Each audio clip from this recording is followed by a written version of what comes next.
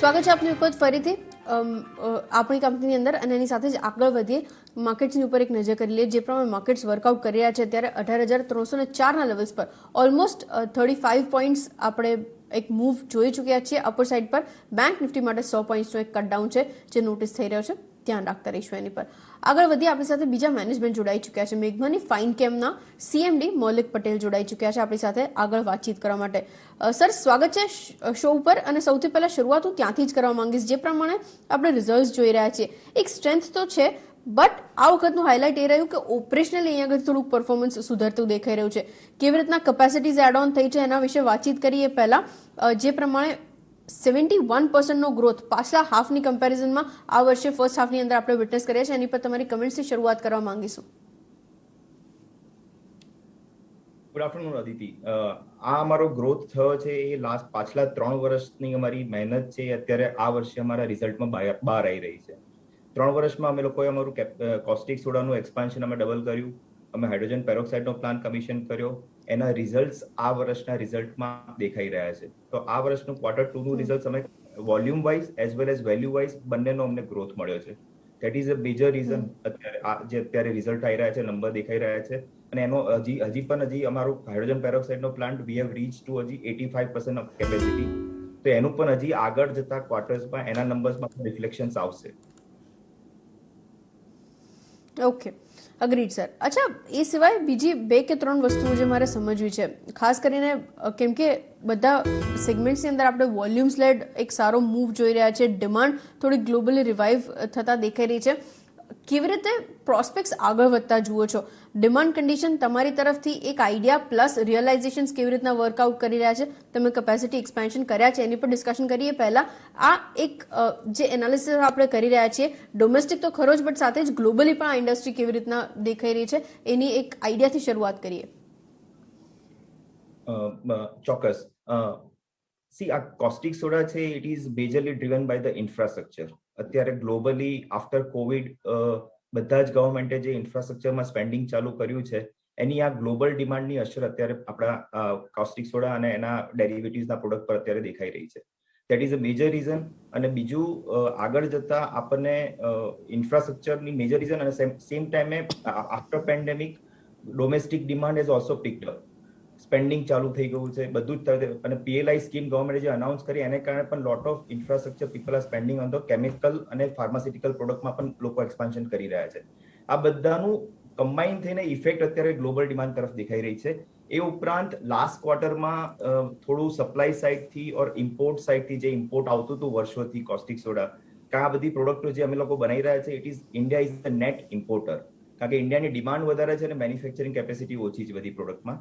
એટલે બાકી બધા કન્ટ્રીમાંથી આવતું હતું એનું પણ ઓછું થઈ ગયું છે આવવાનું ઇન્ડિયામાં. એનું રીઝન છે બીકોઝ કે બાકી બધી ગ્લોબલ ડિમાન્ડ વધી છે. એ ઉપરાંત લાસ્ટ ક્વાર્ટરમાં ઈડા કરીને જે હરિકેન આવ્યું હતું એને કારણે પણ મેન્યુફેક્ચરિંગ કેપેસિટી ઇન યુએસએ એ પણ હેમ્પર થઈ હતી કાફી ક્વોન્ટિટીમાં. અને એ ઉપરાંત લાસ્ટ ક્વાર્ટરના એન્ડમાં સપ્ટેમ્બરમાં તમે જોઈ રહ્યા હશો કે એનર્જી ક્રાઇસિસ વર્લ્ડ વાઇડ ચાલુ થઈ ગયા છે because of the global demand. So ગેસની ડિમાન્ડ જે વર્લ્ડ વાઇડ વધી રહી છે, એ ઉપરાંત કોલની પણ ડિમાન્ડ જે વધી રહી છે, એ પ્રમાણે એલ્યુમિનાની ડિમાન્ડ વધી રહી છે. Alumina is a major consumption for the caustic soda. આ બધા ઇફેક્ટને કારણે combined effect, add on effect તમને હવેના ક્વાર્ટરમાં જોવા મળશે. જે લાસ્ટ મંથમાં એનર્જી ક્રાઇસિસની તો ઇફેક્ટ હજી સુધી આવી જ નથી રિઝલ્ટમાં. એ બધું તમને Q3 અને Q4 જોવા મળશે. Okay, agreed sir. અચ્છા, બીજું એક પેરામીટર જે મારે ડિસ્કસ કરવું છે ઇન ટર્મ ઓફ ડેટ છે. કેમ કે તમારું લોંગ ટર્મ ડેટ થોડું ઇન્ક્રીઝ થયું છે, નિયરલી 137 કરોડ, જે તમે તમારા ઇન્વેસ્ટર પ્રેઝન્ટેશનની અંદર પણ હાઇલાઇટ કર્યું છે ફર્સ્ટ હાફની અંદર. અહીંયા આગળથી આગળ જતા એને તમે સર્વિસ ડાઉન કરવા વિશે વિચાર કરી રહ્યા છો? કેવી રીતના એ વર્કઆઉટ કરશે FY22ના એન્ડ સુધી, એક આઈડિયા મને આપી શકો? અમે લોકો છે લાસ્ટ 3 વર્ષમાં જે અમે એક્સપાન્શન કર્યું એના રિઝલ્ટ અત્યારે જે આપણે ડિસ્કસ કર્યું એ પ્રમાણે આવી રહ્યા છે. અને આ વર્ષે જે અમે લોકો એક્સપાન્શન કરી રહ્યા છે એના રિઝલ્ટ તમને આવતા 2 વર્ષમાં દેખાશે. તો અમારો જે લોંગ ટર્મ ટાર્ગેટ છે કે અમારે 2000 કરોડનું ટાર્ગેટ અમારે 2024 સુધીમાં પહોંચવાનો છે. અને યર બાય યર અમારો ગ્રોથ 35% થી 40% ગ્રોથે અમે વધવાનું છે. એના બેઝ પર અમે લોકોએ અમે સ્પેન્ડિંગ અમે નવા પ્રોડક્ટમાં કરી રહ્યા છે. તો આ જે ડેટ વધ્યું છે એનું કારણ મેજર છે 2 અમારા મેજર પ્રોજેક્ટ છે which is epichlorohydrin, which is import substitute છે કમ્પ્લીટલી. અત્યારે બધા જ લોકો ઇન્ડિયામાં ઇમ્પોર્ટ કરી રહ્યા છે. એનું સબસ્ટિટ્યુટ પ્રોડક્ટ અમે લઈ રહ્યા છે એઝ અ વેલ્યુ એડિશન. અને બીજી એક પ્રોડક્ટ છે CPVC. અત્યારે 95% એ CPVC રેઝિન અત્યારે ઇમ્પોર્ટ થઈ રહ્યો છે કન્ટ્રીમાં, એ પ્રોડક્ટ આવી છે. તો એનું એક્સપાન્શન અત્યારે થઈ રહ્યું છે, એને કારણે મારા ડેટમાં નંબર ઓફ તમને વધારો દેખાઈ રહ્યો છે. પણ ઇન ટર્મ્સ ઓફ તમે ડેટ ટુ ઇબિટા તમે જોશો, બીકોઝ ઓફ લાસ્ટ 3 વર્ષના એક્સપાન્શનના રિઝલ્ટ અત્યારે અને એનું પરફોર્મન્સ આવી રહ્યું છે ઇન ટર્મ્સ ઓફ ક્વોન્ટિટી, તો એના EBITDA, net EBITDA in terms of absolute value also increase. તો તમારો ડેટ ટુ ઇબિટા રેશિયો અમારો 2.2 મેન્ટેન રહેલો છે. Okay, agreed sir. અચ્છા, બીજી એક વસ્તુ જે મારે ડિસ્કસ કરવી છે ઇન ટર્મ્સ ઓફ ડાયવર્સિફિકેશન. તમારા પ્લાન્સ ઓલરેડી હતા કે અહીં આગળથી ડેરિવેટિવ્સનું જે સેગમેન્ટ છે ત્યાંથી કન્ટ્રીબ્યુશન વધારવું અને ક્લોર આલ્કલાઈ ઓલરેડી જે તમારું પ્રેઝન્સ નિયરલી 75%નું કન્ટ્રીબ્યુશન ત્યાંથી આવે છે એને રિલેટિવલી કાઇન્ડ ઓફ ઓલ્ટર કરવું. એઝ ઓફ નાઉ જે રેશિયો આપણે બનતો જોઈ રહ્યા છે 31% ટુ 69% ઓલરેડી છે. FY22 ના અંત સુધી આપણે આ મેન્ટેન જોઈશું. FY23 માટે કેવી રીતના વર્કઆઉટ કરશે, એક આઈડિયા તમે મને એના વિશે આપી શકો? અમે 3 વર્ષ પહેલા અમે લોકોએ જે સ્ટ્રેટેજી ચેન્જ કરી કે ખાલી કોસ્ટિક સોડા મેન્યુફેક્ચરિંગમાંથી we wanted to diversify to as a value added product. એટલે વેલ્યુ એડેશન પ્રોડક્ટમાં અમે ક્લોરોમિથેન એડ કર્યું, હાઇડ્રોજન પેરોક્સાઇડ લાસ્ટ યર અમે એડ કર્યું, અને આ વર્ષમાં આપણે જે ડિસ્કસ કર્યું કે એપિક્લોરાઇડિન અને CPVC પ્રોડક્ટ અમે એડ કરી રહ્યા છે. તો અમે ક્લોરો આલ્કલી કેપેસિટીની સાથે સાથે એનું કેપ્ટિવ કન્ઝમ્પશન અમારું ક્લોરીન અને હાઇડ્રોજનનું થાય એવા પ્રોડક્ટો પણ અમે એડ કરી રહ્યા છે. એટલે અમારો ટાર્ગેટ એ છે કે એક પર્ટિક્યુલર ઇન્ડસ્ટ્રી જ્યારે ડાઉન હોય ત્યારે બિઝનેસના નંબર્સ અને એમાં ઇફેક્ટ ના થવું જોઈએ. એટલા માટે અમે ડાયવર્સિફાય કરીને અમે આ જો ECH અને એપિક્લોરાઇડિન અને CPVC ચાલુ થયા પછી અમે રફલી 15 ડિફરન્ટ ઇન્ડસ્ટ્રી સેક્ટરને અમે કેટર કરીશું, જે 2 વર્ષ પહેલા ખાલી 5 જ સેક્ટરને અમે કેટર કરતા હતા.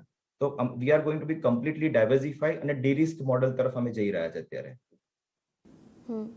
Okay, agreed. અચ્છા, તો હું FY22 એન્ડ થવા સુધી આને કેવી રીતે ધ્યાન રાખવું, સેકન્ડ હાફ કેવી રીતે વર્કઆઉટ કરવું જોઈએ? ઓવરઓલ તમારું પ્લાન્ટ યુટિલાઇઝેશન 90% પર પહોંચી ચૂક્યું છે પાછલા વર્ષની કમ્પેરિઝનમાં. અહીં આગળથી એક સારું ઇમ્પ્રુવમેન્ટ છે. ઇન ટર્મ્સ ઓફ વોલ્યુમ્સ એક સારો મૂવ આપણે વિટનેસ કર્યા છે, સ્પેશિયલી કોસ્ટિક સોડાની અંદર. CMS પ્લાન્ટ અને હાઇડ્રોજન પેરોક્સાઇડ પ્લાન્ટની અંદર પણ યુટિલાઇઝેશન લેવલ્સ ઇમ્પ્રુવ થઈ ચૂક્યા છે. એઝ ઓફ નાઉ તમારું ટાર્ગેટ શું બની રહ્યું છે અંત સુધીમાં, રેવન્યુ ફ્રન્ટ ઉપર અને બોટમ લાઇન ફ્રન્ટ ઉપર? તમે જોયા હશે કે અમારા H1 ના અમારા રિઝલ્ટ છે. અમે H1 માં વી હેવ અચીવ્ડ ઇબિટા, અમે 193 કરોડનો ઇબિટા અમે અચીવ કર્યો છે. અને by end of this year અમે જે પ્રમાણે અમારો ટાર્ગેટ હતો કે અમે 35 થી 40% ગ્રોથ થઈશું, પણ જે પ્રમાણે પ્રાઇસીસ રો મટીરિયલના અને ફિનિશ ગુડ્સના વધી રહ્યા છે એ પ્રમાણે અમે we will be reaching up to 1300 થી 1400 કરોડનું ટોપ લાઇન અમે કરીશું, વિચ ઇઝ ઓલમોસ્ટ 50% ગ્રોથ અમારો થશે એવું એક્સપેક્ટેશન છે. અને બોટમ લાઇન એટલે ઇબિટા લેવલમાં આઈ થિંક અમે 380 કરોડની આસપાસના ઇબિટા લેવલ પર અમે પહોંચીશું by end of this financial year. Okay, બિલકુલ. આભાર મૌલિક, જોડાવા માટેના કમ્પ્લીટ ડિટેલ્સ અને પર્સપેક્ટિવ્સ આપણે દર્શકો સાથે શેર કરવા માટે. આગલી વખતે જ્યારે આપણે વાતચીત કરીશું ઇન ડિટેલ આ બધા જ પેરામીટર્સ ડિસ્કસ કરી શકીએ એવી ઉમેદ સાથે. Thank you. આપણી સાથે મેઘમાની ફાઇન કેમના મેનેજમેન્ટ જોડાયા હતા અને જે પ્રમાણે રિઝલ્ટ્સની અંદર ઓપરેશનલ નંબર્સ પોસ્ટ ઇન થયા છે એ થોડાક એન્કરેજિંગ છે. વોલ્યુમ્સના ફ્રન્ટ ઉપર આપણે ઇમ્પ્રુવમેન્ટ જોઈ રહ્યા છીએ. આગળ જતા કેવી રીતના વર્કઆઉટ કરે છે ધ્યાન રાખતા રહીશું. ઓલરેડી 5% મૂવ સાથે 900 ની બિયાન્ડ આપણે આ કાઉન્ટરને ટ્રેડ કરતા જોઈ રહ્યા છે. ફોકસ કરવું એની પર. એની સાથે જ ક્વિકલી બ્રેક બાદ પાછા ફરીને આગળ ડિસ્કશન કરીશું. માર્કેટ્સ કેવી રીતના વર્કઆઉટ કરી રહ્યું છે એ બજાર એટ 1 ની અંદર ચર્ચા થશે. બટ એની પહેલા મની કંટ્રોલ પ્રો